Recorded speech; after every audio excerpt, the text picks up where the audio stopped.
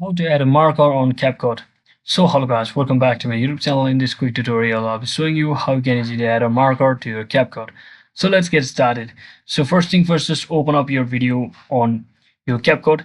It can be any of the videos, and once you're inside here, you should see this icon that is your add marker, or you can also just tap on M to add marker over here. So as you can see, I've already set it the marker.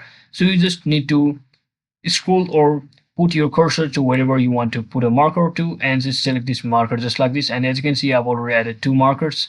So once you highlight the markers, you can actually click on M just like this, and you can also rename your marker to certain things like this.